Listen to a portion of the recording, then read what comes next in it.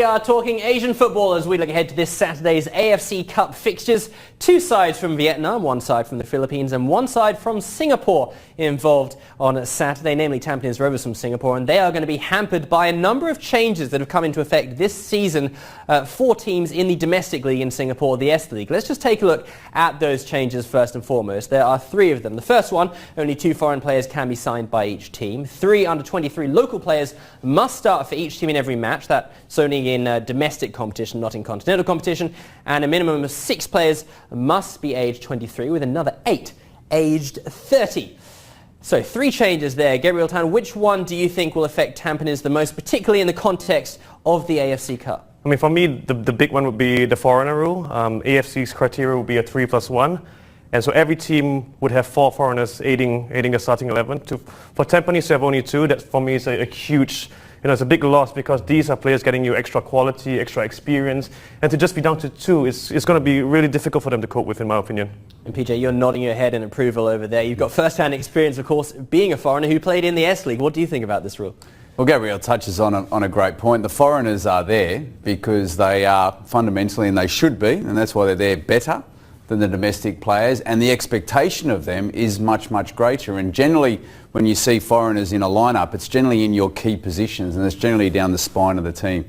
If you start at the back, it's central defence, it's a centre midfielder, and then it's generally a striker. So they're the areas where they are going to struggle a bit. And look, when I played in Malaysia, it was only 2 foreigners per team, so there's a much greater domestic influence. When I moved to Singapore to play, it was 4 foreigners per team, and you certainly do notice the difference in quality and competitiveness in those certain positions. But the positive, it gives these young Singaporean players the opportunity this year when traditionally they wouldn't have been given that opportunity. You're always positive, aren't you? Yeah, thanks, Ed. Feeling good today. We'll try and put a positive spin on the fact that Tampines Rovers are in Group G, which is entitled by many the Group of Death.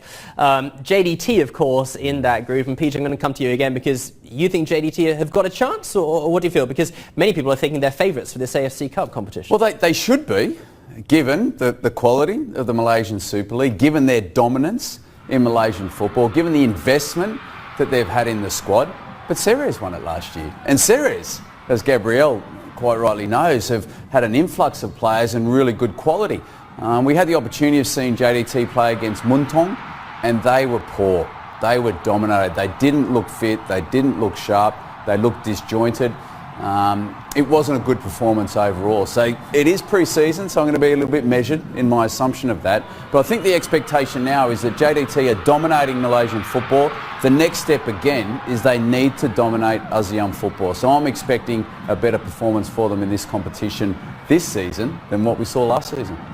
And what about you, Gabe? Which team do you think could be the winners of this ASEAN zone of the AFC Cup? I mean, PJ has probably singled out one of them. I think have a really good chance in JDT.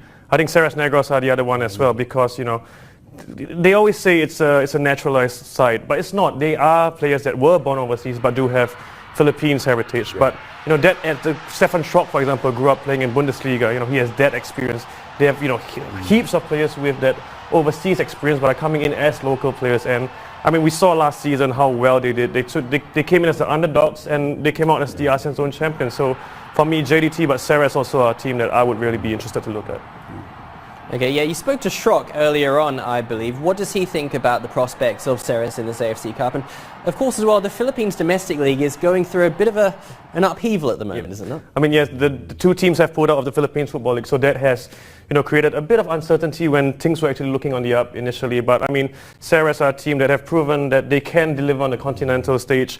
They have players that have the experience, and for me, I think with this competition, Schrock himself said, we were the hunters last time out. We're going to be the hunted now. And it's interesting because they are aware of this situation they find themselves in, and at least they will be going in not expecting it to be all smooth sailing once again. Gabriel makes a great point there, and I think for me, their character is very different to a number of these ASEAN teams. You talk about the natural, they are Filipino, but born overseas, mixed heritage.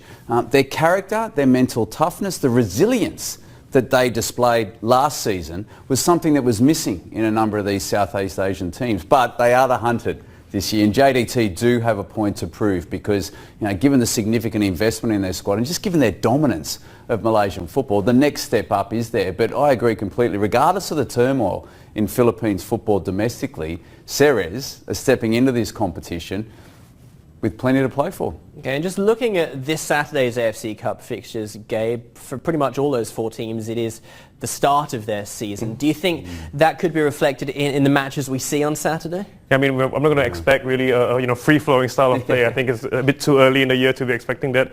But you know what? The stakes are high. You have to get off to a good start regardless. And especially for Tampines, when you have JDT in that group, you have Persija Jakarta in a group. Yeah. They have to get on to a good start. Anything other than that could be disastrous for them. So, in terms of the action we see on the field, will it be top quality? Maybe not, but make no mistake, they will be giving 100% or going all out for the win.